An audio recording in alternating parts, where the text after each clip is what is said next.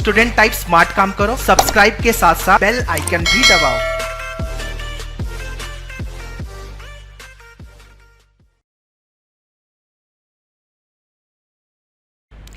Hello everyone, I welcome you to this video in which I am going to discuss about the concept of interrupts that may arise in your computer systems.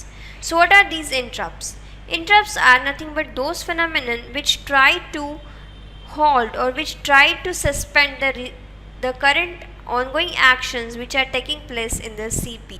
All these interrupts can be software interrupts or those can be hardware interrupts as well. So the interrupts are nothing but some signals which are emitted by hardware or software, and when such interrupts occur, the corresponding event which is going on, it has to be suspended, and then this process has to be served first, or this event needs some immediate action or immediate attention. Okay, so these requests have to be served first of all by suspending the current or ongoing actions or processes. It alerts the processor about a high priority process. Okay, in all the input output devices, a special bus control line which is called as interrupt service routine is dedicatedly assigned for serving these interrupts in your computer systems. Let us understand how interrupts are handled whenever they come in between by observing this particular given diagram. So if you observe these four blocks which are there in a single straight line, these simply represent a normal behavior or normal CPU instructions execution. Okay, so any instruction whichever comes, that will be first of all initiated, at the simultaneously the next instruction will be fetched. Okay, so the current ongoing instruction will be executed, and then it will go for repeating this particular cycle. If the interrupts are enabled, in that case there is one more block, or there is one more system which checks for continuously are there any interrupt process requests. If such any interrupt request has been received, in that case interrupt cycle will be initialized. Okay, so these two blocks represent a normal behavior of the CPU where general fetch execute instruction it will be carried out. In that case all the interrupts are disabled. It indicates that even if interrupt request is generated, that will not be notified to CPU. Okay, while as in case of interrupt cycle, your interrupts are enabled, hence CPU will check in each cycle that if any interrupt request has been generated. In that case it will go for executing the interrupt service routine, and then it will follow the fetch and execute cycle. Let us again see this particular interrupt handling procedure by observing one particular example. So assume that the CPU is executing some process A. Okay, and then at the simultaneously it will go for fetching the next process, that might be process B. Okay, so it will there is a fetch cycle which is going on, which is fetching the next process which is nothing but B, and at the same time it is also executing the process A.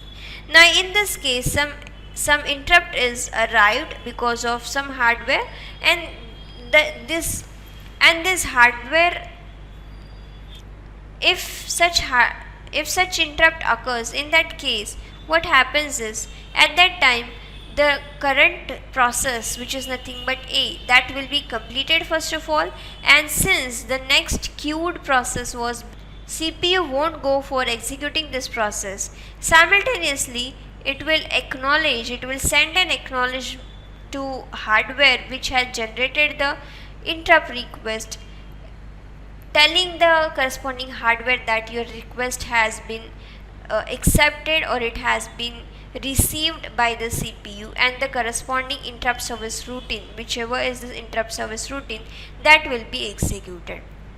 Actually these interrupt service routines are nothing but some part of the program or some kind of instructions which will be written in CPU, like these instructions should be carried out if such interrupt request comes out. For example, if you are interfacing a printer from outside. So printer is an output device. Okay, so it is requesting CPU so as to give a print. In that case, what happens, some interrupt will be generated that will be notified to CPU. Okay, so what action it will take, it will serve the corresponding printer, it will get the document, like it will get the corresponding document which is stored in the file or which may be stored in your computer. Okay, and such instructions are written in your ISR. Now that ISR is always loaded, its corresponding first address is loaded into program counter, which is nothing but PC, and then you go for executing the ISR. So ISRs are nothing but some instructions which the CPU needs to execute when such interrupt request comes up. Assume that there are different types of interrupts which are being generated simultaneously.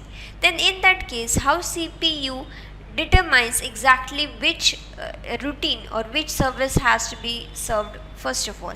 For example, maybe there is some service center, and at that time 3 or 4 customers are arriving simultaneously. Okay, so what system is implemented so as to serve them?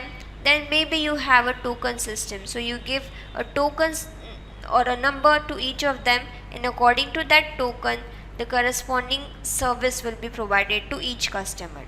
Similarly, we have some types of handling multiple hardware interrupt requests which may arrive at CPU. See, this is a very normal behavior because you are interfacing many hardware devices simultaneously to a CPU or to a system. For example, you are interfacing a speaker which is an output device, simultaneously you are interfacing a scanner, or maybe you are interfacing a joystick, okay, which is an input device. So the routine which will be served in this all the cases, the actions that must be taken in all these cases, like for input devices and for output devices, it will be different. Okay, so if such multiple requests are coming simultaneously, in that case how to choose which request has to be first of all served? Then there are some types. So the first type is nothing but polling. So what is this polling? Polling is nothing but there is a register, there is a bit which is called as interrupt request. IRQ stands for interrupt. For each hardware there will be some register which comes up with this bit. Okay, so CPU goes for checking for all the devices exactly which IRQ bit is set. Okay, for example, you have a scanner, you have a printer, then you have keyboard, then you have some other devices such as speakers. Okay, so in all of these there will be some special register, and in all of these register there will be a single bit reserved in each cases. Okay, and the CPU goes for checking exactly where you find a 1. Setting a bit is nothing but putting a 1 in this place. Okay, so in IRQ, if 1 is set, in that case it will go for serving the device. This procedure is very simple. The CPU needs to just check for exactly which IRQ bit is set, but the problem is that a lot of time is wasted in checking IRQ bit, exactly which IRQ bit is set. In vectored interrupts, some special code is sent over the bus to processor. Okay, so for example, there are n hardware devices. So all these n hardware devices will be assigned a special code, and then CPU checks exactly which code has been received on the processor bus. For example, suppose you have 4 different devices, then you will use 4 different codes, maybe 01, 02, 03 and 04. Okay, so the processor goes for checking exactly which code has been received over the bus. Okay, for example, code number 3 is received over the bus, which is nothing but it is the interrupt generated by speaker. Okay, then it goes for serving the corresponding ISR. In this case, the codes for all the devices will be fixed by default. Interrupt nesting. In this case, all the devices which may generate interrupt will be provided with some priority. For example, you have 4 devices and all of the 4 devices will be prioritized. They will be given some priority, maybe priority number 1, 2, 3 and 4 on onwards. Okay. So CPU will go for serving that device which has the highest priority in this case. For example, maybe this number it indicates that it is the highest priority. So for example, keyboard is the device and then you have maybe printer is the another device. Okay, so keyboard is having the highest priority while as printer is having the least priority in this scenario. So if both of them are generating simultaneous interrupt request, in that case CPU will go for serving the interrupt which is generated by keyboard first and then it will go for checking the service routine, or then it will go for executing the ISR generated by printer.